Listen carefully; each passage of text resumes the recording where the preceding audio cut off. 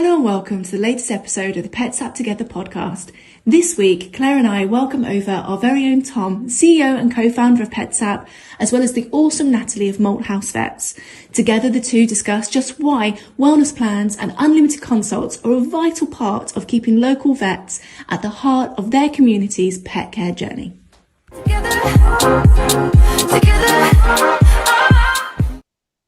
Hi there, welcome back to the PetsApp podcast. I'm joined today by Natalie from Malthouse Vets. Hi Natalie. Hello there. How are you keeping? Yeah, all good, thank you. Great to have you on.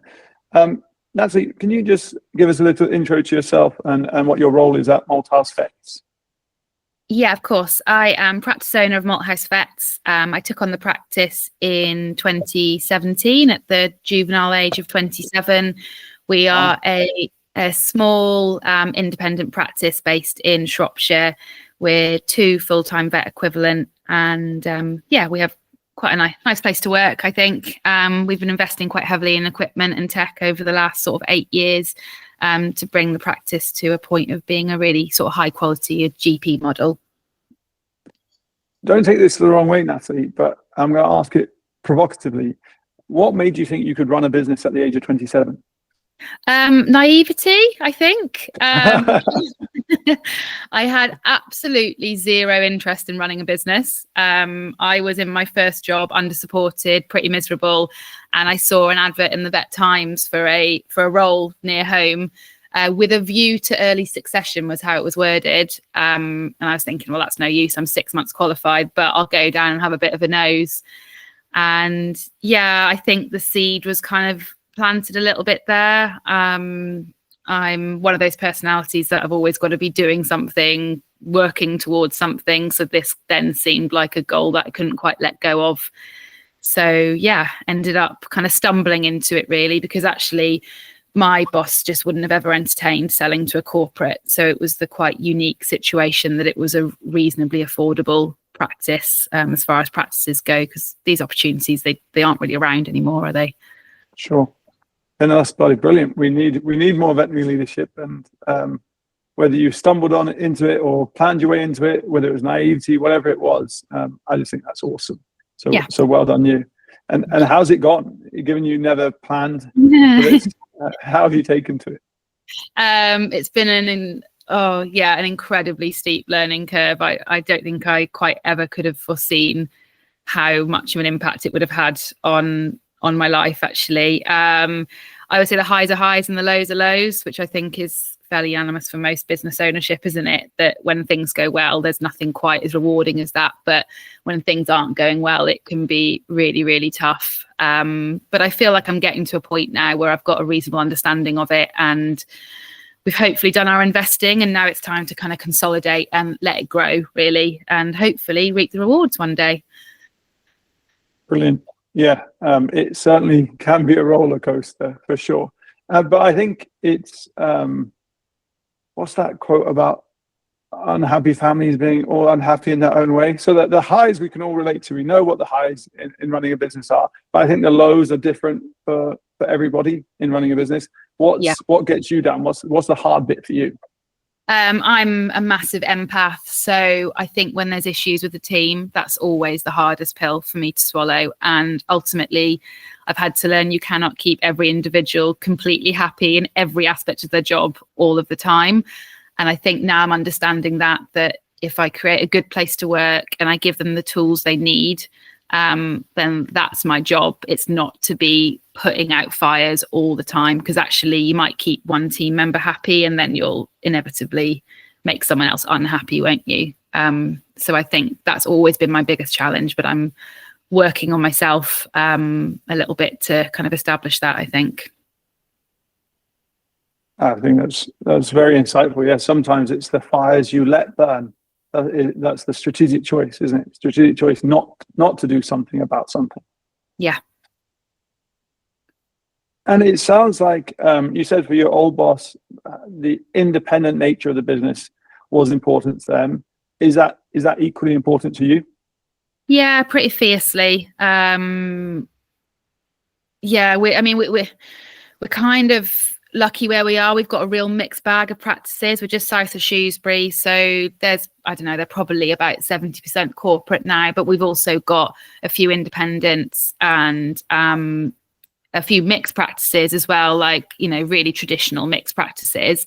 So I think our client base are quite lucky that they have choice, and I do feel quite strongly there's a place for both. But it is that choice element, isn't it? And I think what we do well, but we won't suit all clients because we're very much the personal touch. You know, we're a small team. We've got a relatively small client base, and we try and provide a really good service. We're well equipped, and that obviously comes at a cost to our clients. But they also need that alternative, don't they? I think a different type of service as well. I feel pretty passionately about being independent. That's a fantastic point. That it's about the mix, the choice, and giving people options, and that, because, you know, fundamentally is what does the shareholder structure of a business matter to a pet? Probably nothing fundamentally in it that matters to the pet. But that choice and range of options and matching the right care to the right owner so the pet gets the right care ultimately, that feels like something that is significant. Yeah, and I guess how I feel is an independent model is the right thing for my team and my business and my clients, but it doesn't mean that corporates are bad as such. It just means that they wouldn't suit our business model. That model wouldn't suit our clients, essentially. Gotcha. And one thing I think you've had some success with, and that you believe is particularly important to independent veterinary practices, and maybe just veterinary practices in general, is your wellness plan, your subscription healthcare service that you offer. Can you tell me a little bit about that and the success you've had with that? Yeah, we introduced it in 2017, and at the time they were, I don't want to say they were novel because they weren't, were they? But certainly where we are, they were fairly novel. We've been kind of really focusing on growing that the last 6 months, actually, which has come at quite an interesting time with the with what we're going to go on to talk about today. But yeah, I think it's quite important for our clients, and we're moving to a consult included plan as well. Ours is a fairly traditional plan. I'd love to explore like a green approach or something like that. But again, with our client base, that this is what suits our clients ultimately. And it's a really nice thing to offer them because it's not something I ever feel like I'm selling to them. It's kind of like, if you're coming in for your vaccinations and you're flea and worm prevention regularly, then you go on this and you essentially save money, and then it's up to them really, and it's not really a hard sell. So I think it's an important thing to offer our clients, and something that ultimately gives the business reliable cash flow as well. I was going to ask, you know, if it's a no-brainer for your clients, a way for them to save money, what's in it for the business? Is it the reliability of the income? I think it's the reliability of the income, isn't it? Because ultimately you are discounting some of these services and drugs quite heavily. So, but you've got those clients that are going to be using them more often, aren't they? So it's kind of a compromise between reliability of the cash flow, but you're not going to be quite getting the markup on the products that you would. But ultimately you wouldn't be selling as much of it, would you, if you didn't have the plan? Yeah, I can definitely see the volume benefits. I think one of the things that have attracted private equity investment into the veterinary space is the reliability of the cash flow of a veterinary business with or without one of these health plans. And I think that a lot of the time that there are more nuanced benefits to having a health club for a veterinary practice that are orientated around things that are maybe less obvious. So you talked about considering including unlimited consults. What would the rationale be there? We feel quite strongly that we want to be our client's first port of call. You know, it's very, we're in a time now, aren't we, where we're probably the third or fourth, you know, point of contact they make. And you know, obviously we have PetsApp and we have sort of a more digital approach now, which definitely helps because people just don't want to pick up the phone anymore, do they? But even to get to that point, sometimes I think there's that anxiety of then booking in for a consultation and should they be and how much they're going to pay for it. So I think removing that barrier for us and increasing the bonding with our client is quite important. We don't want 800 clients per full-time vet. We want to have less clients and them to be well bonded to us and the business. Gotcha. Yeah, I think this unlimited consults approach makes a lot of sense. It allows you to encourage pet owners to surface issues early and often to their veterinary team. There's a study done by the Veterinary Innovation Council in the US that suggested only 8% of all pet issues get addressed by veterinary expertise, which means 92% of all pet issues go unaddressed by the people best placed to help, which is the local veterinary team. If you can get pet owners surfacing more of those to you, you can then cherry pick the best patient advocacy opportunities. You won't want all of those issues to come into the practice. It won't be appropriate. But right now, we don't get to pick which 2 of the 24 issues actually come in. It would be better if veterinary expertise was able to be more discerning on behalf of the pet owner and the pet. One pushback I commonly get, I've been advocating for this for at least since 2012, and one piece of pushback I often get is it devalues our professional time. And pricing appropriately for our professional time is a big push that we've had over that same period too. And so what would you say to that? Do you feel that your sort of professional expertise is devalued through this approach?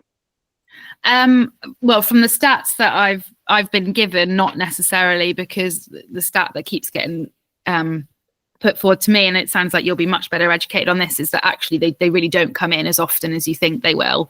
It removes that barrier, but I think I read somewhere that it's like an average of 1 or 1.5 more visits a year than they would come in normally. So actually, if you're pricing that appropriately into your plan, an extra consult and a half, you're not actually devaluing your time. You're just removing that psychological barrier, aren't you? For that time when the pet is sick. And yeah, like, we have to also accept that the traditional veterinary business model doesn't always work, does it? And like, how many times I get told in the consult room, I've tried everything, and the owners are at the absolute end of their tether with the dog's ear, with its joints, whatever, by the time they come to me. And if I could have just picked that up 6 months earlier, a month earlier, some of these things, that would make such a difference to the client and the pet. And then they're trusting me because I'm able to solve problems a lot easier then as well. Yeah, and you build a lot of trust by saving someone a trip to the vet as well. So, I mean, I speak to a lot of veterinary professionals, and the number of us that have spent time diagnosing male cats with nipples is just extraordinary, right? And that actually means, if that creates any kind of stress, effort, and embarrassment, it means the next time the pet owner encounters an issue with the pet, they might have a higher threshold for surfacing it with us. And actually, that might be the issue where we really could help. So it's about that deployment of patient advocacy. I think you put it incredibly well. But Natalie, I do have a question for you, and I'd like a straight answer, if that's okay. Yeah. Who is Spartacus? So we are a group of independent practices who have come together to stand our ground really on this cease and desist emails that many of us have received, because we feel like United Front is, well, it feels like the best tactic, but also the safest tactic for us all as well. And so the basic contention seems to be around the use of the phrase pet health club. Yes. And when I was asking you about your pet wellness plan subscription, I had to twist myself a little bit in knots to not say the term pet health club. So I'm not super familiar with the issue at hand, and coming at this from a point of learning and education, what makes the term pet health club particularly contentious in this context? So IVC have they registered Pet Health Club as a trademark. So it's filed in August 2018 and registered in April 2019 for its pet wellness subscription plan. And they've sent out legal emails and letters to independent clinics to demand that we stop using the phrase Pet Health Club. Their argument is that it causes confusion to clients as to which practice they should be going to, and that it infringes their trademark rights. Okay. So, I mean, from my point of view, it's not contentious at all, because it's a description of a service, isn't it? Yeah. It's quite specific in what it's describing. It's the same as trademarking, I don't know, taking a dog's temperature. Does that make sense? Like it's not it's not a brand, is it? It's not Heinz. It's not something like that. It's a specific service that they've trademarked. Yeah, I mean, my instinctive reaction is I launched a Pet Health Club, and it was called a Pet Health Club. We called it because that's just what people called it. We launched a Pet Health Club in 2012. It was in China, though. That's where I started my career. But it wasn't a creative moment, sort of one of those moments of inspiration. It wasn't, the eureka moment. It was just what people called them. We weren't after like some snazzy branding. I just reached for the off-the-shelf term. And at that time, at least, I don't think I'm imagining things, but it was just Pet Health Club is what we called them. Yeah, and we've got practices. 2010 is the earliest one we've got so far. So way before this trademark is being issued. Like you say, it's just a description of what the service is, isn't it? It's not a brand. It's not a snazzy brand. It's not exciting. It's a Pet Health Club, which is, yeah. But you maybe would put the Pet Health Club in capital, like capitalize the first letter, and it was our Pet Health Club. It wasn't like a lowercase Pet Health Club, if you see what I mean. So it does become a brand. Like, is there, maybe you don't want to, but is there any still manning of the IVC's case? Like, what's the most powerful form of their argument that could be put forth? I'm aware that IVC here aren't here to talk for themselves. So let me try. Putting the most powerful version of their case forward would be something like a trademark is a standard business practice. They've got a trademark. They're enforcing a trademark. I mean, don't you have to go? There's certain procedures you have to go through to get a trademark, one would imagine. So they have actually said that. They've defended it by saying that it is standard practice in all industries, I think is a direct quote. So our kind of counter argument to that is that this is veterinary care. It's built on trust and compassion and community. Obviously it's going that way in certain spheres, but the idea is that we don't want it to be defined by like those more cutthroat corporate antics. And yes, big companies, they can throw their weight around, can't they? And they absolutely can. But is that what we expect? Like their mantra is, it's not what we do, it's why we do it, isn't it? So just because something can be done doesn't mean it should be done. And our main question to them is why? Like, why do you really feel the need to do this? Like, what's it actually going to achieve? Yeah, it does feel a little bit like, I don't know, call it, you could take a different name and trademark that and then be protective of the trademark, something like just a little bit less generic, and it would be perfectly fine. If you're literally, they came up with a creative name, a novel name, and it resonated and it sounded great, I don't think any of us would expect that we could just sort of reach into their intellectual property and say, ta-da, we'll have one of those too. I think, what makes it kind of a head scratcher for me is it was definitely in the veterinary lexicon for as long as I've been around. Yeah. So that's what makes it feel like a little bit of an overreach, I think. Yeah, and I think many of us are seeing it as like an enclosure of the commons, isn't it? Exactly what you said. It's taking something that was common and just fencing it off. And it just doesn't sit right with a lot of us because it just feels like corporate overreach for corporate overreach's sake. I can't really see that pet owners are being confused by this. I may be wrong, and obviously it would be interesting to have a pet owner's take, but I don't think they shop around on plan names, do they? But yeah, obviously I can't speak for all pet owners. I think it's very hard to establish a veterinary clinic brand, let alone any sub brand. If you take that stat at face value, that the average pet owner only surfaces 2 issues per pet per year to us, veterinary services do not yet pass the toothbrush test, where they just are a routine thing that we access in our everyday lives. And I've certainly managed practices where we feel like we've done a great job at branding, and yet the pet owner will still occasionally turn the wrong way out of their house and end up at the wrong veterinary clinic and think they're in the right place. So I have some simply for anyone within the veterinary sector trying to build a brand, because I think it's a very difficult thing to do. But I would agree with you that trying to do it on some kind of sub clinic level, at the level of like a product branding, that would be tricky. And I'd love to see data that pet owners were able to be discerning at that level.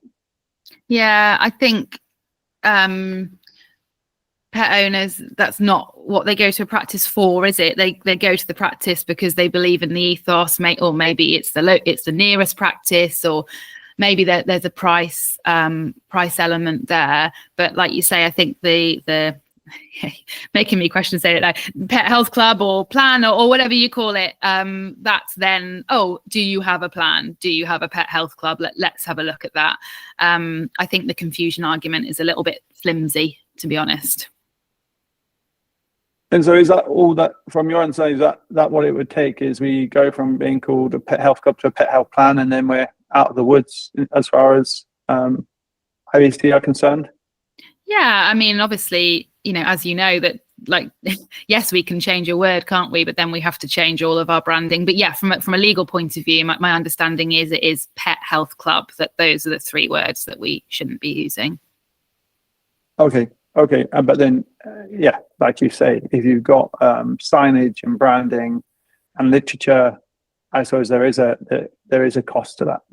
Yeah, for sure. And it's not an insignificant cost, especially, for a practice of my size. Our marketing budget is, let's say it's 1 to 2%. Like, it feels very irritating to be using any of that to do something as this that's going to have no benefit to our clients. It's not going to, obviously we can use it as an opportunity to tailor things more to ourselves, and there is arguably a benefit of that, but it feels like a real waste of effort and waste of money, to be honest. I hear that for sure. And as a small business owner myself, that would hurt.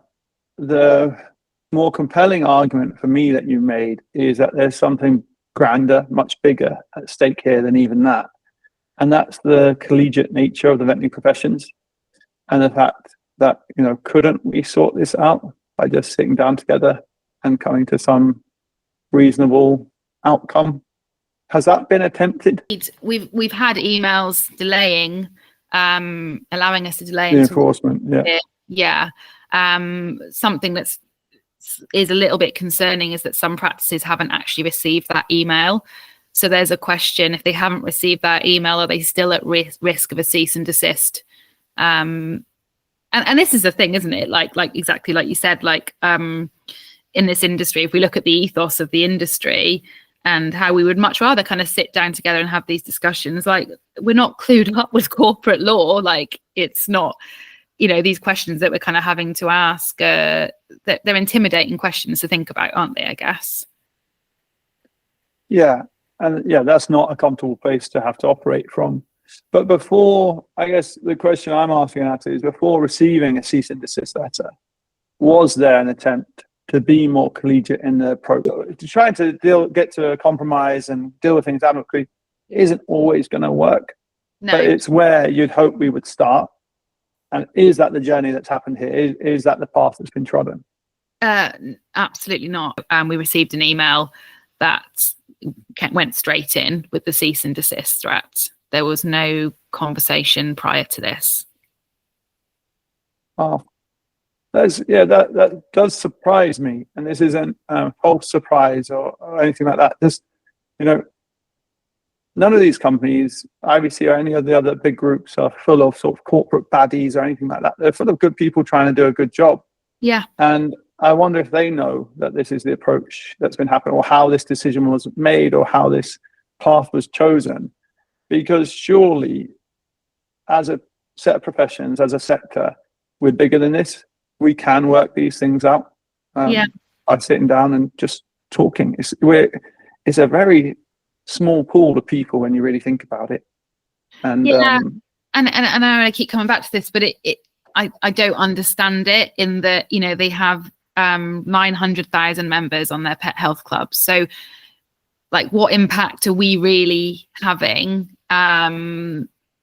And it does feel a bit like they're flexing their muscles a bit. And like you say, like understanding the ethos of the business, and ultimately they're here to look after pets and look after clients. Like what is this? Where's the benefit to this? And it does just feel purely corporate and purely, that's the vibe I'm getting from it. And that's probably because I feel a bit vindicated, and it's probably much more nuanced than this, but it's hard not to feel like that towards it.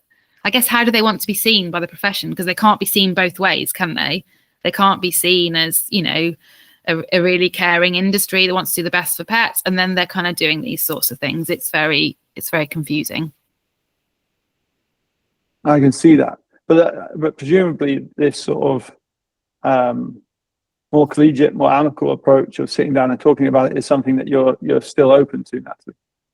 Yes, absolutely. Our door would always be open to sitting down and speaking to them about it, for sure. I wonder if anyone's listening that would reach out. What's the best way for them to get in touch if they are? It would be the email address, which is together@wearespartacus.co.uk. And do you think, in terms of the We Are Spartacus group, do you think you've heard from every practice affected? Are there more practices that could be affected? Like, what's the state of play? Is it the known unknowns and all that sort of thing? Do you think that this is a bigger issue than we currently realise? We believe there are more practices affected. What we're trying to work through at the moment is we've had a lot of support from people who feel that it's wrong and want to show their support but aren't directly affected. And it's really great to get those people involved as well. We're just trying to find the best way to find an avenue for them to support the campaign. But we definitely believe there are practices out there who are directly affected but haven't yet reached out, or are concerned about reaching out about the implications it would have on them as well. Oh, like if they haven't yet received a letter, if they stick their head above the parapet, will they suddenly receive a letter? Yeah, that. And I think it's quite an intimidating concept, isn't it, to go up against a company the size of IBC as well. Even when you're with other people, it still feels quite intimidating, because ultimately this is a trademark law issue, isn't it? And there's a reasonable chance it will end up in court. And what's the worst that could happen, Natalie? That's a slightly naive question, but do you know? Have you had any advice on that, or any steer on that? It's just about going to court, and I guess the fees of that, and then a judge deciding whether they own it or not. Yes, these things are often intimidating because you don't know what could happen, right? And it's like, well, it is. If there's more visibility on what the potential outcomes are, it's either appropriately intimidating or inappropriately intimidating. I don't know. I've had my own run-ins with trademark law. Just a very brief side story. That PetsApp used to be called Gula. I won't go into why it's called Gula, but people very quickly would say things like goulash or gulag, and I realized that was not going to be a good name to keep. Is actually the Babylonian goddess of healing, who was always pictured with a dog. That was the rationale. Yeah. But I had bought the domain petsapp.com sometime before, and so I thought, why not just call it PetsApp? And I saw that PetsApp Limited had been an entity but was no longer an entity, and so I registered PetsApp Limited. And my lawyers said, look, because I did consult a lawyer, and they said, the problem with PetsApp, unlike Gula Pet Care is perfectly trademarkable, and you could, it's protectable property, whereas PetsApp isn't. And I was like, okay, well, we own the .com, we'll do our search engine optimization. If we don't have the best app called PetsApp, then we're in trouble anyway. Yeah. I think it's going to be fine. And then we actually got a cease and desist letter from someone who owned the trademark to PetsApp in the UK. Oh. And we ended up buying the trademark off them, because by that point we didn't want to go back, and we didn't have the new branding and all this sort of thing. So yeah, that's my only experience of it, is feeling slightly over a barrel with it. But that was from outside the profession. I think you can debate the PetsApp and the lexicon of that maybe a bit more heavily than for something like this. But yeah, so I think, I would say that was a scary process for me. I was like, am I going to have to change everything? Is the sky the limit on costs? That sort of thing. It got settled relatively reasonably. Still, I feel bitter enough about it to be telling you about it now. So that's something of a sour taste. But yeah, I just wonder if people feel less intimidated if they could get educated on it. But there's a cost to that too, hey? Yes, and we do have legal support on board, because I think we have to ultimately with this, and I think we are prepared that it could get to a point that we go down the trademark law route, but we would much prefer that it was settled with a reasonable conversation, or maybe a more nuanced approach from IVC, that really taking a step back and asking the question of how much this is actually affecting them, and is it really worth pushing, because it's not a good look, is it? I get that totally, and I think I just hope someone will hear this and talk to you, and I think reasonable people can come to reasonable solutions. And that's what's needed here. I think this is a really important issue, and a really interesting one for how we want to conduct ourselves as a sector, as a set of professions. If people want to learn more about this, where should they go? Where can they get in touch? Yeah, so there's two main avenues. I'm being fairly active on social media about this, or we've got our email address of together@wearespartacus.co.uk. and our website of www.wearespartacus.co.uk. Obviously, we would really encourage people who are directly affected to reach out to us, but also if you just want to show support, then that's fun. If anyone from IVC wants to reach out and get involved and put forward their side of the conversation, or just sit down and talk this out and come to a reasonable solution, we're happy to facilitate that, or reach out exactly as Natalie has said there. It would be lovely to see this just be worked out over a nice cup of tea. That would be our absolute dream solution. Our doors are always open to anyone from IVC who wants to speak to us, and I would really encourage them to reach out. Perfect. Thanks, Natalie. It's been a pleasure speaking with you. Yes, and you. Together.